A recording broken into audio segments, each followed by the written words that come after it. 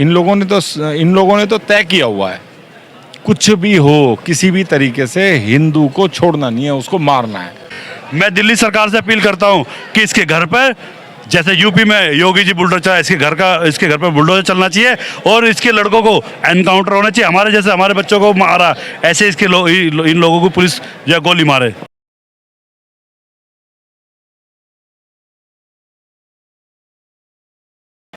नमस्कार, मैं हूं राजेश भसीन और आप देख रहे हैं संवाद नेशन। इस वक्त मैं खड़ा हूं मौजपुर के हरिहर शमशान घाट पर। आप देख सकते हैं यहां इस वक्त पुलिस की कितनी ज़्यादा आमद है। तमाम नज़दीकी थाना क्षेत्रों के थाना अध्यक्ष और खुद एसीपी साहब यहां पर मौजूद हैं, क्योंकि मामला संप्रदाय से जुड़ता है। कल रात को हिमांशु नाम के 22 वर्षीय वाल्मीकि समाज के हिंदू युवक को संप्रदाय विशेष के कुछ युवकों ने बुलाया और बड़े निर्मम तरीके से उसकी हत्या कर दी। हत्या के बाद पुलिस के पास मामला आया और इस वक्त परिजन उसका मृत शरीर लेकर इस शमशान घाट पर दाह संस्कार के लिए आए हुए हैं। क्योंकि मैं आपको बता दूं, ये जो मौजपुर का इलाका है काफ़ी संवेदनशील रहा है। 2020 में यहाँ पर बड़े पैमाने पर संप्रदाय विशेष के और बहुसंख्यक समाज के सांप्रदायिक दंगे हुए थे, जिसमें 53 से ज़्यादा लोग मारे गए थे। इसलिए संवेदनशीलता को देखते हुए तमाम पुलिसकर्मी और तमाम थाना क्षेत्रों के थाना अध्यक्ष यहाँ पर मौजूद हैं। खुद एसीपी साहब इस मामले की विवेचना कर रहे हैं ताकि कोई अप्रिय घटना ना घट जाए। यहाँ पर इस वक्त परिवार के सब परिजन आए हुए हैं। क्या है पूरा मामला, मैं आपके उनके परिजनों से मिलकर आपको बतलाता हूँ। चलिए आप आगे आ जाइए। आप देख सकते हैं सब लोग संवेदना में डूबे हुए हैं कि बच्चे की उम्र केवल 22 साल थी। मेरे साथ हिंदू रक्षा दल के राष्ट्रीय अध्यक्ष पिंकी भैया जी भी बैठे हुए हैं परिवार को सांत्वना देने के लिए और उनकी सहायता करने के लिए। सबसे पहले मैं उनके पिताजी से पूछता हूं क्या मामला था। सर, क्या मामला था? सर, इनका छोटी मोटी बात पे कुछ लड़ाई झगड़ा हो गया होगा इनका। किनका? आप नाम बताइए। वो मैं तो शाहरुख साहिल का, ठीक, सुबह आपके बेटे से? तो अपनी बहन से उन्होंने बुलवा के और मेरे लड़के को चक्कू लगवा दिए। एक ने सामने से पकड़ लिया, एक ने पीछे से आकर चक्कू मार दिए। चाकू मारे? लेकिन बहन का क्या मसला बन रहा है? उन्होंने बहन के थ्रू क्यों बुलवाया आपके बेटे को? मेरा जो लड़का है वो उससे बोल लेता था, बात कर लेता था वैसे जी। यानी मामला कहीं ना कहीं हिंदू मुसलमान का आ रहा है।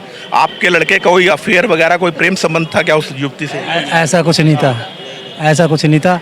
वैसे ही मतलब दोस्त थे, एक ही कॉलोनी में रहते थे। हाँ, बोलने चले। तो उन्होंने बहन के द्वारा आपके बेटे को रात को बुलवाया और निर्मम तरीके से उनकी हत्या कर दी। आप पुलिस के पास गए थे, चाकू से मारा था। कितनी देर बाद आपके बेटे ने प्राण त्यागे? उसने चाकू के बाद आधे घंटे बाद प्राण त्याग दिया। कितने चाकू लगे थे आपके बेटे के शरीर को? 4 चाकू मारे थे। 4 चाकू? कहाँ कहाँ मारे गए? पीछे कमर में, इधर की साइड, इधर और इधर। पीठ पे वार इतने घातक थे कि पीठ के वारों से ही बच्चे के प्राण निकल गए। मेरे साथ हिंदू रक्षा दल के राष्ट्रीय अध्यक्ष है और ऐसे मामलों को बहुत गंभीरता से लेते हैं, क्योंकि मामला संप्रदाय विशेष वालों का है और बहुसंख्यक समाज का है। खुलकर कहूँ तो वाल्मीकि समाज का है। जिस मामले को चंद्रशेखर रावण हमेशा मीम भीम की एकता के बारे में बताता है कि आज चंद्रशेखर रावण इस मामले में इस पीड़ित पक्ष के पक्ष में खड़ा होगा। पिंकी भैया, आप क्या कहना चाहते हैं इस मामले में? मैं यही कहना चाहता हूँ, वो तो राजनीति कर रहा है। वो कहीं भी अगर मुसलमानों के द्वारा किसी भी हिंदू परिवार पर कोई भी परेशानी आती है तो चंद्रशेखर क्या कोई भी नेता नहीं आता है। उन्हें केवल वोट लेनी है और हिंदू तो मरने के लिए पैदा हुआ है। आप देख ही रहे थे, अभी नंदनगरी में एक बिटिया हमारी मार दी, अभी कई जगह, और दिल्ली में तो इतनी जगह चाकुओं से गोद करके हिंदू बच्चों को मारा है कि कोई कल्पना नहीं कर सकता। आज स्थिति क्या है? इन लोगों ने तो तय किया हुआ है, कुछ भी हो किसी भी तरीके से हिंदू को छोड़ना नहीं है, उसको मारना है। और अब तो चाकू से गोद गोद कर, अभी मुझे बता रहे थे कि पीछे से ऐसा चाकू मारा था कि आगे तक निकल आया था, आर पार चाकू निकला था। तो क्या स्थिति रही होगी। और उन्होंने पहले कह दिया था, लड़की जो है उसके बाप ने कह दिया था कि अपने बच्चों से तुझे मरवाऊंगा, और वो उसने कर दिया। यानी जो जिन्होंने कत्ल किया इस बेरहमी से, उनके पिता ने, अब्बा ने कहा कि अपने बच्चों से मैं तेरा कत्ल करवाऊंगा। मेरी भी पुलिस प्रशासन से यही बात हुई है। वो ये कह रहे थे कि 2 आदमी है। मैंने कहा 2 आदमी नहीं है, वो लड़की भी और ये 3 भाई हैं, लड़की है और माँ बाप हैं। ये सारे के सारों ने षड्यंत्र करके हमारे बच्चे को मारा है। तो मेरी पुलिस प्रशासन से मैंने बता दिया है और कह भी दिया है, अगर आप सभी को एप्लीकेशन में सभी पर मुकदमा कायम करके सभी को जेल भेजते हो तो ठीक, नहीं तो मैंने यहाँ सभी से कह दिया है, हम एक हिंदू महापंचायत करेंगे, अपने बच्चों को ऐसे मरने नहीं देंगे। अब तो इन्होंने लाइन लगा दी है हमारे बच्चों को मारने की, तो ऐसी स्थिति हम लोग पैदा नहीं होने देंगे। इसीलिए हम लोग आए हैं और यहाँ बैठे हैं। अब अपने बच्चे का अंतिम दाह संस्कार करके चले जाएंगे। पुलिस प्रशासन ने कहा तो है, करनी और कथनी में इनकी अंतर रहा है, लेकिन ये अंतर यहाँ होने नहीं देंगे।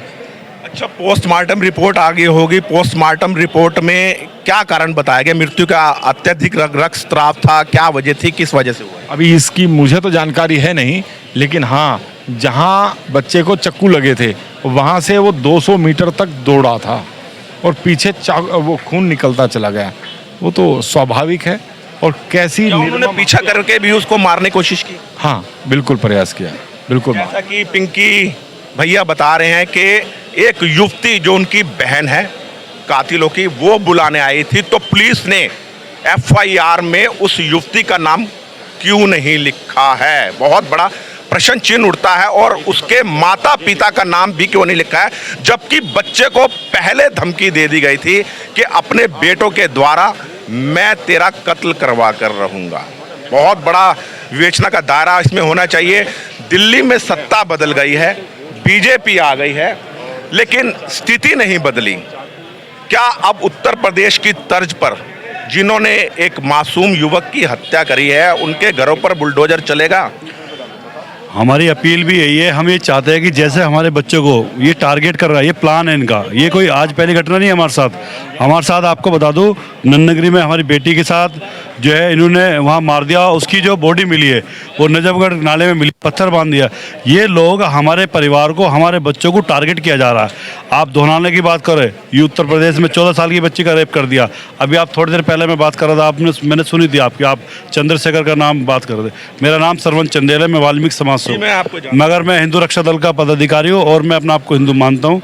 और मैंने देखा है कि ये जो चंद्रशेखर नाम का जो आदमी है, जब हमारे बच्चों को, हमारी बेटियों को जब ये मुसलमान टारगेट करते, क्या एक जगह पहुंचा? मैं आपके मीडिया के माध्यम से ये जानकारी लेना चाहता हूं, चाहे वो आज की घटना हो, चाहे 15 दिन पहले सीमापुरी की घटना की बात कर रहे हैं। इतना धार्मिक मामला था, नीली छतरी वाले मंदिर पे मैं भी पहुंचा, तमाम हिंदू संगठन पहुंचे, लेकिन चंद्रशेखर रावण, मैं आ रहा हूँ वहीं 15 दिन पहले हमारी बेटी का, एक लड़की का मर्डर हो जाता, रेप करते हैं मुसलमान, मार देते हैं। कोमल गौतम। हाँ, अभी धोनाले में यही घटना हुआ कि एक 14 साल की बच्ची का 2 लड़के मुसलमान थे। एक भी जगह चंद्रशेखर का कोई बयान आया हो, या उससे पहले एक दिल्ली में घटना, 17 चाकू मारते एक लड़की को, जो कोली साथी थे, वो भी दलित समाज की बेटी थी, वहाँ चंद्रशेखर कोई नहीं गया।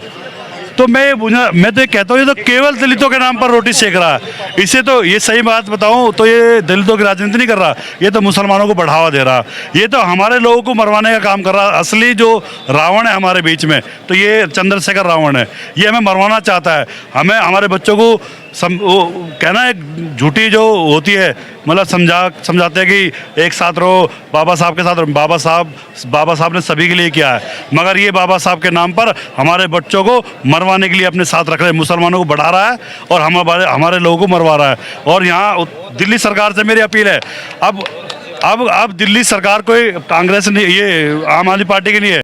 मैं दिल्ली सरकार से अपील करता हूँ कि इसके घर पर, जैसे यूपी में योगी जी बुलडोजर चला, इसके घर पर बुलडोजर चलना चाहिए और इसके लड़कों को एनकाउंटर होना चाहिए। हमारे जैसे हमारे बच्चों को मारा, ऐसे इन लोगों को पुलिस जो गोली मारे। जिस तरह श्रवण चंदेल जी ने बताया कि जिस तरह यूपी में अपराधियों के घरों पर बुलडोजर चलाया जा रहा है, उनका एनकाउंटर किया जा रहा है। अगर वो शख्स गिरफ्तार नहीं होता तो पुलिस को त्वरित कार्रवाई करते हुए उसका एनकाउंटर करना चाहिए और इन अपराधियों के जो हौसले बुलंद हो रहे हैं यूपी एमपी की तर्ज पर दिल्ली में भी ऐसे अपराधियों के घरों पर बुलडोजर चलना चाहिए, तभी इस युवक को इंसाफ मिलेगा। गोकलपुरी में हमारा हिंदू परिवार, उसका एक बच्चा हिमांशु, उसको मुसलमानों ने चाकुओं से गोद करके मार दिया और आपको मैं बता रहा हूँ पूरा परिवार मुसलमानों का उसमें जो है सम्मिलित है और भाइयों ने मिलकर के, उसकी बहन भी इसमें षड्यंत्र में शामिल है और हमारे बच्चों को चाकुओं से गोद करके एक ने आगे से पकड़ा और पीछे से चाकू इस तरीके से मारे हैं कि कमर से आगे तक चाकू आर पार हो गया। ये जो है जो बच्चा हमारा हिमांशु जो अब नहीं रहा, उसका बड़ा भाई है और आप लोग सोच नहीं सकते ये हिंदू किस तरीके से क्या करके रहेंगे, मेरी समझ में नहीं आ रहा है। जातियों में बढ़ते रहोगे, ऐसे ही मरते रहोगे और ये मुसलमान तो आपको मारने के लिए तैयार बैठा है, आप लोग सोच भी नहीं सकते। और हिंदू भाइयों खड़े हो जाओ, नहीं तो यहाँ दिल्ली में आसपास ही मैं इतने बच्चों को जिनको चाकुओं से हिंदू बच्चों को मार दिया, आप सोच भी नहीं सकते हो। जाग जाओ, अपने बच्चों को बचाने के लिए सारे भाई हिंदू बन जाओ। अभी मैं इस बच्चे का अंतिम दाह संस्कार करके बाहर निकले हैं हम लोग और क्या स्थिति हम लोगों पे है, क्या स्थिति हमारे परिवार पे है, आप लोग कोई कल्पना नहीं कर सकते। ये दिल्ली के गोकलपुर की घटना है, आप लोग कल्पना तक नहीं कर सकते ऐसी स्थिति हमारी यहाँ हिंदुओं की है।